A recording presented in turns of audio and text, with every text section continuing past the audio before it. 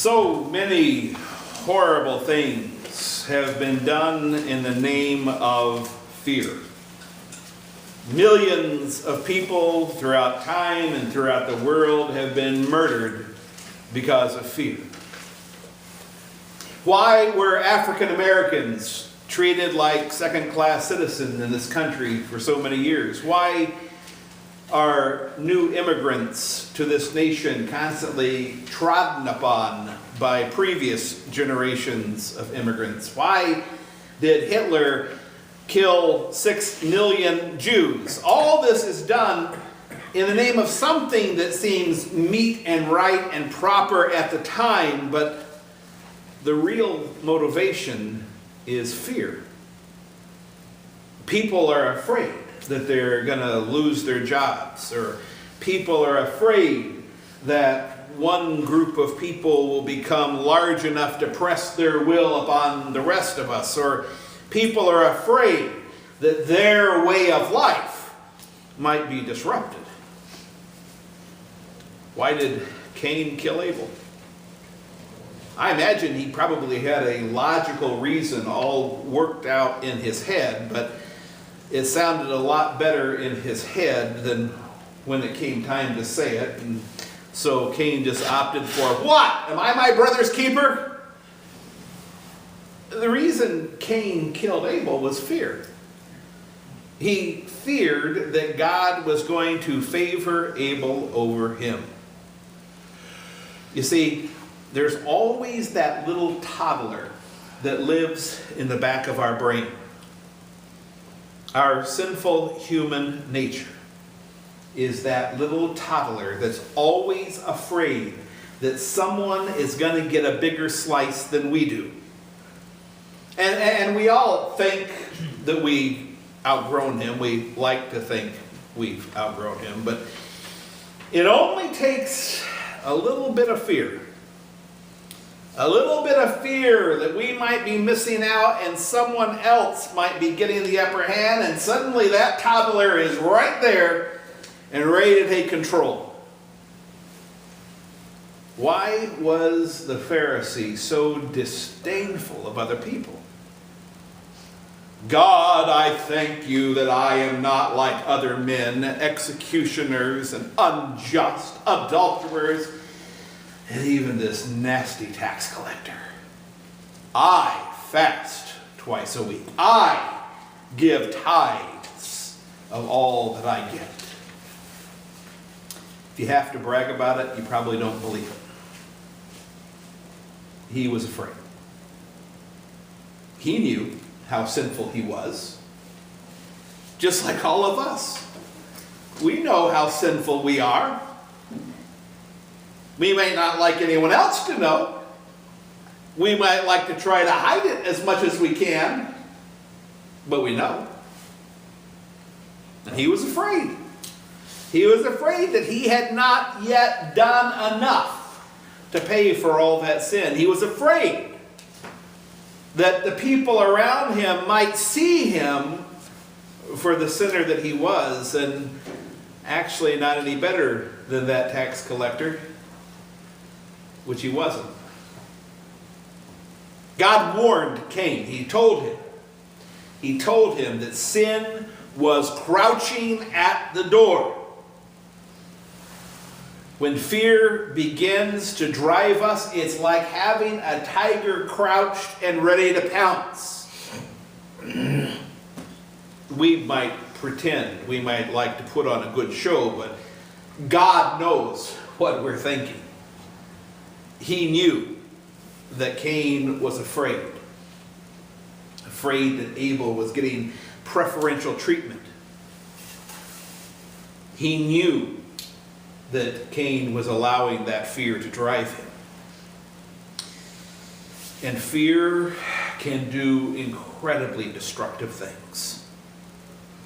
Fear can turn molehills into mountains. Fear can convince us that the end justifies the means, even when we know full well that the means are not consistent with our faith and that God controls the end anyway. When you are afraid, whether it is your financial situation or aging or the political climate, whatever it is, don't let fear drive you. Remember that God is in control of all things all the time.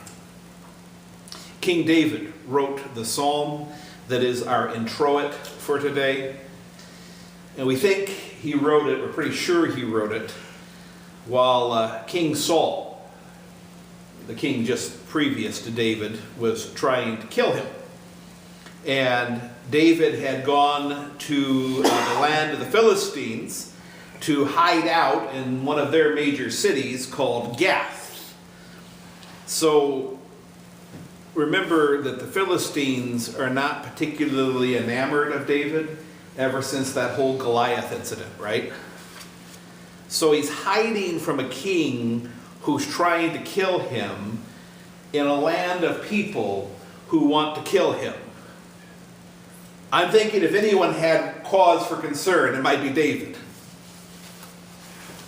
But listen to what he says. When I am afraid, I put my trust in you.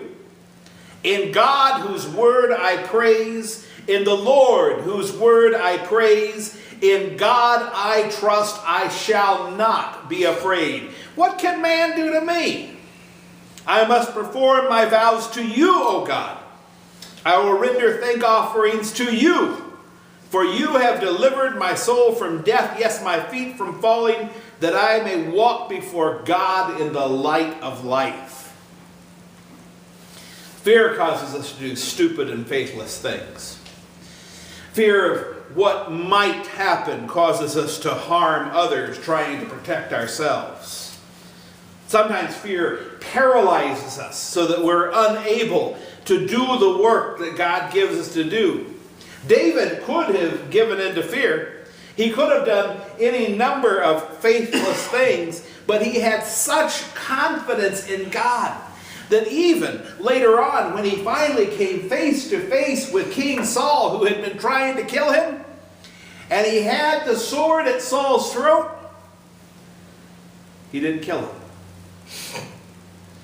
David knew that if God wanted him to be king, he would be king. And he had nothing to fear. When it was time, he would be king. As long as we remain focused on God, we'll be fine. Serve him and him only, and he will see to it that we get through this life just fine and into the promised land. We have every gift that he intends for us to have, and whatever we do not have, he does not intend for us to have. At least not right now. On the other hand, when we allow fear to drive us instead of God, all manner of harm is done, and sin is always crouching at the door. Jesus comes to us in the gospel today and promises us that if we humble ourselves, we will be exalted. Because humility is like the sun. It enlightens all the world around us, and sin has no place to crouch. Stay humbly serving your God and wait for your exaltation. It will come. It will come in God's time. If not in this life, then in the next. And the next is what we live for anyway, right?